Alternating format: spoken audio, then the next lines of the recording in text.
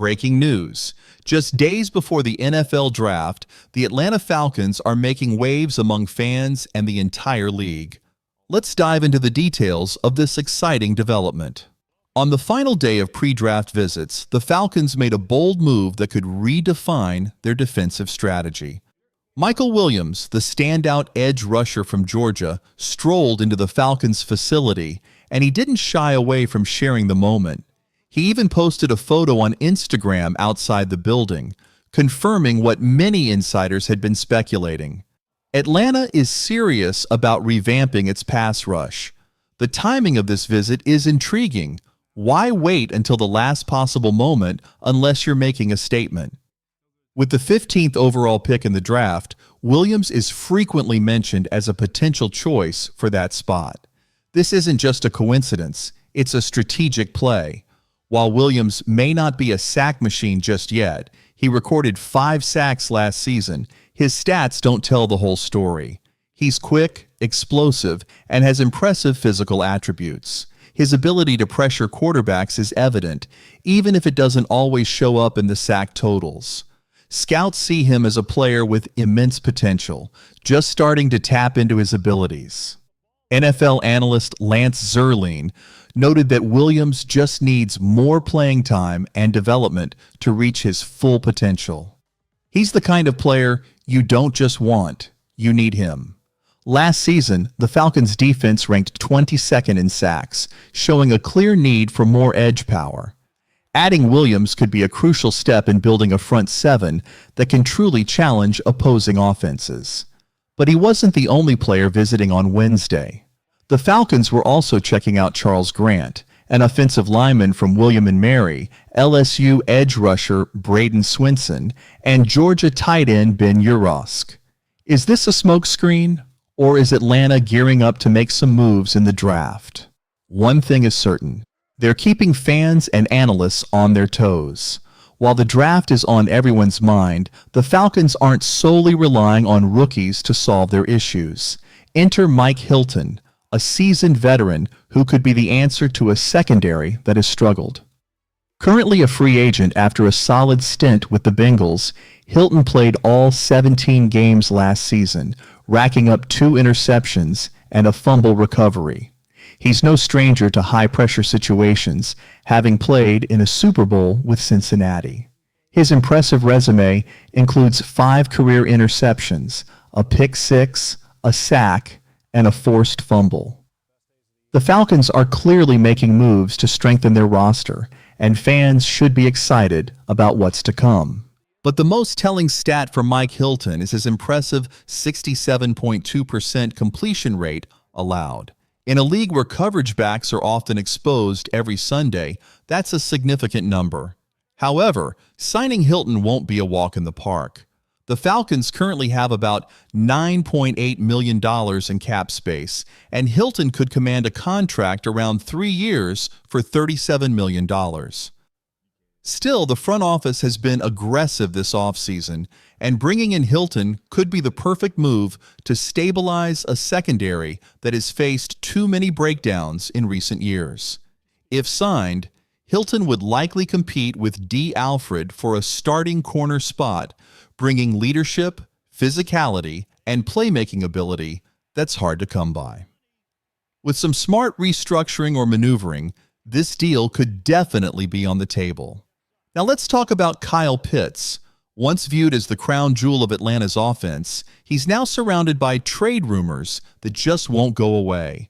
In his 4 seasons, Pitts has racked up 196 receptions, 2,651 yards, and 10 touchdowns. Not bad, but not what you'd expect from the highest drafted tight end in NFL history. Last season, he had 47 catches for 602 yards and a career-high 4 touchdowns. But those numbers were career lows, despite playing all 17 games. The flashes of brilliance are still there, but the consistency has been lacking. If the Falcons don't trade Pitts this offseason, and it seems like that's still a real possibility, 2025 could be a make-or-break year for him. He needs to have a Pro Bowl caliber season, plain and simple. The good news? A change at quarterback could finally unlock his potential. Michael Penix Jr. might be the guy to utilize Pitts in ways that Matt Ryan, Desmond Ridder, and even Kirk Cousins couldn't.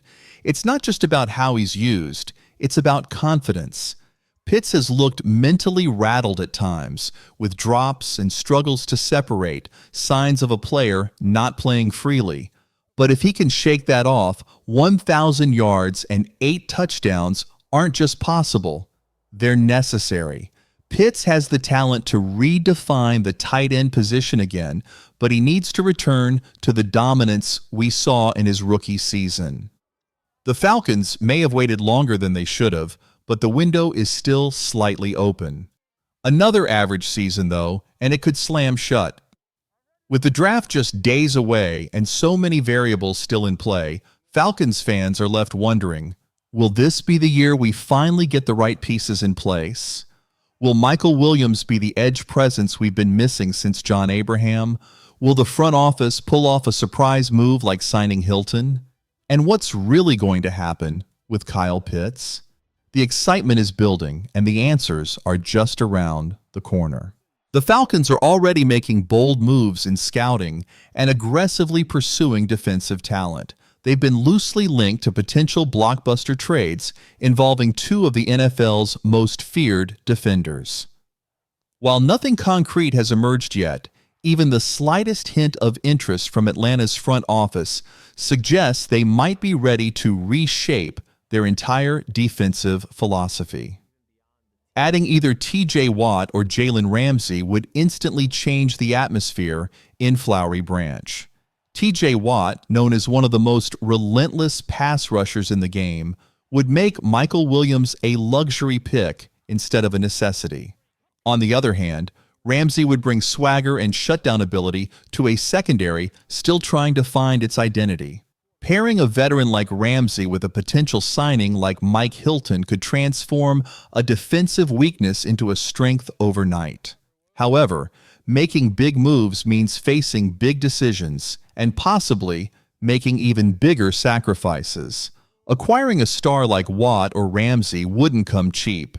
It could involve draft picks, future cap space, or even a key player currently on the roster.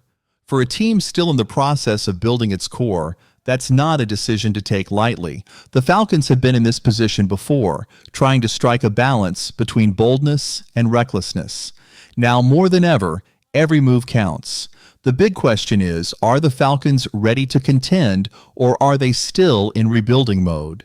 The answer might come on draft night, where anything from a safe pick at 15 to a trade-up or a surprising veteran acquisition could happen. The front office has shown they're not afraid to wait until the last minute to make a move. Just look at how they handled the Michael Williams visit. That calculated delay might be a preview of the drama we're about to witness live on draft night. As fans dream of the possibilities, the clock is ticking. Every decision made now, every prospect evaluated, every dollar spent in free agency, every trade that almost happens, brings us one step closer to the version of the Atlanta Falcons we'll see take the field this fall. The rebuild isn't over, but patience is wearing thin, and expectations are higher than ever. So what do you think, Falcons Nation?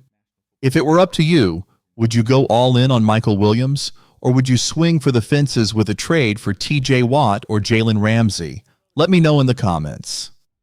The excitement is building, and it's time to see what the future holds for our Falcons.